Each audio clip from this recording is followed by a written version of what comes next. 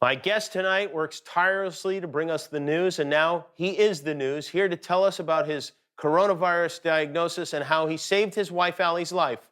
From Good Morning America, George Stephanopoulos. George. Hey, Jimmy. Boy, that is not the way she sees it. I should just tell you that right now. I think of you as a hero, no matter how she sees it. How are you doing? I'm feeling fine. I mean, this is kind of a weird one. You know, Allie had a pretty tough case. She was in bed for a couple of weeks. But I've never had a fever, never had a cough, never had shortness of breath, no chills. The only thing I could think of is one day, now it's almost 3 weeks ago, I had a little bit of lower back pain and went to bed early, and that was it. I mean, and then that was a couple days after that, no sense of smell for about a day, but that was like several weeks ago. And since then, just nothing beyond that. Why did you wind up getting tested? Because you were planning to go back to work? Well, yeah, eventually. I mean, I wanted to make sure eventually when I went back to work that I was absolutely negative. And so I was pretty surprised that it turned out positive. Even the technician, when she called to say so, said, yeah, we don't get it because when I went in, I don't know, my temperature was 97, my oxygen was 99. She said, we were surprised too, but there you go.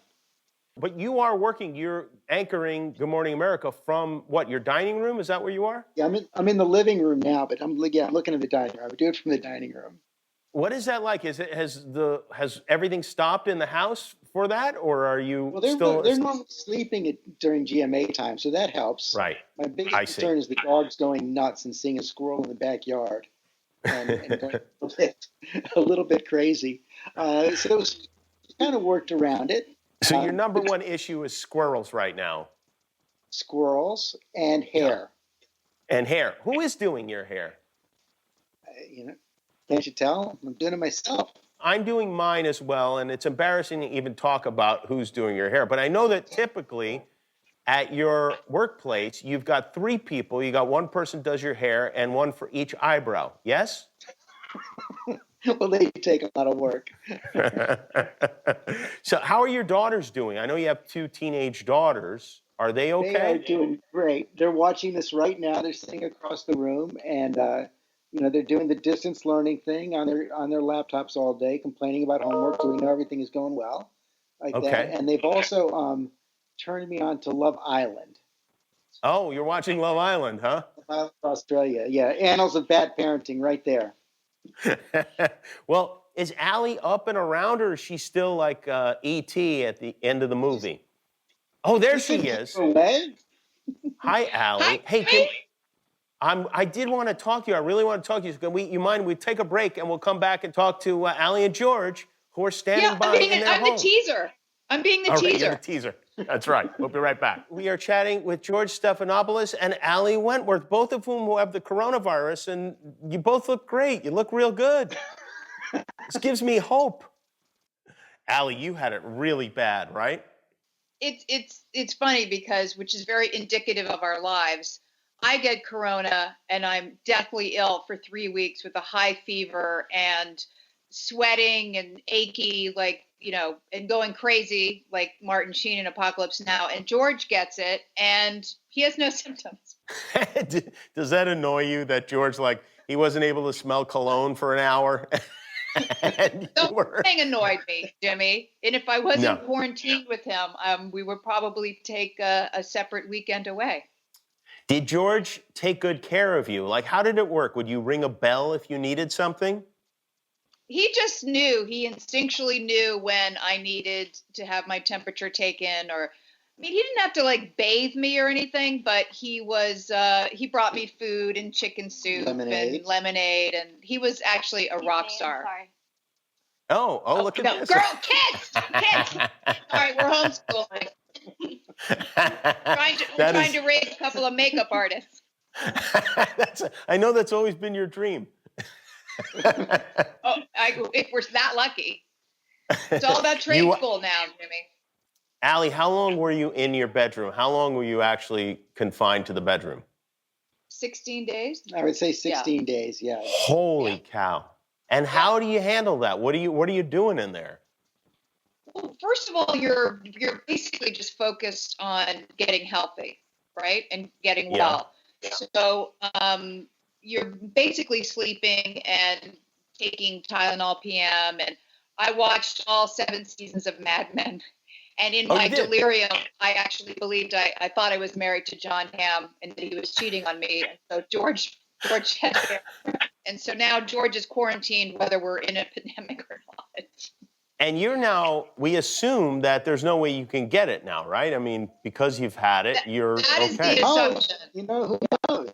We sure hope so. Why, you want me to do your grocery shopping? No, but I do like the idea, and of course, I don't want to get this, but I love the idea, and you guys are in a great position now because you can walk amongst humanity as if you have some kind of superpowers. You are invulnerable to the virus now, and that seems like it would be a great thing to feel. If it's true. Yeah, if it's true. Yeah. Yeah, believe me, people have been emailing me about things that they want me to pick up when I'm completely better. Have either of you heard from other coronavirus victims like Tom Hanks or Idris Elba or the Virgin Bachelor Colton, anyone like that?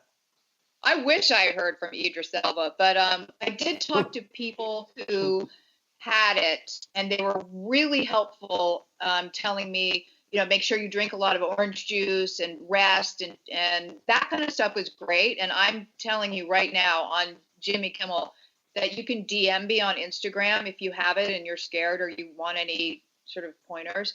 Gail King was like, "Where did you get it?" And I said, "I have no idea. I could have gotten it from romaine lettuce." And then she texted me back, "Do you think you got it from romaine lettuce?" Like suddenly everybody knew, people knew somebody that had it. And so they want all the information, and then Right. I heard from people I haven't heard from in a trillion years, like suddenly my ex-boyfriends care whether I live or die. But Wouldn't it be interesting if after all of this, we find out that it was romaine lettuce behind this whole deal?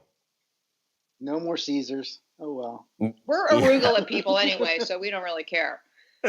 Well, first of all, I'm glad you guys are okay. So, Allie, I'm sorry you went through that. And George, I'm sorry you're not going through that because it would make for a more interesting segment. No, I'm happy that you're not going through that.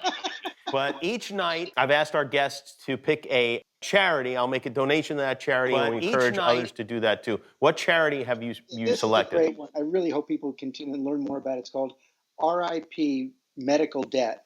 And what they do is they figure out a way for every dollar you donate, they retire $100 of somebody's medical debt. So every dollar in donation goes a long way. And we all know now, especially in the wake of this crisis, there are going to be a lot more people facing surprise medical bills. So this is a terrific charity. We've been big supporters for a while, and it does incredible work. Well, thank you both for being with us tonight. The first couple of the coronavirus, ladies and gentlemen, Allie Wentworth and George Stephanopoulos. Thanks again. Thank Be you, well, Jimmy. guys. Say hi to Molly and the kids. I will. Take care. Bye.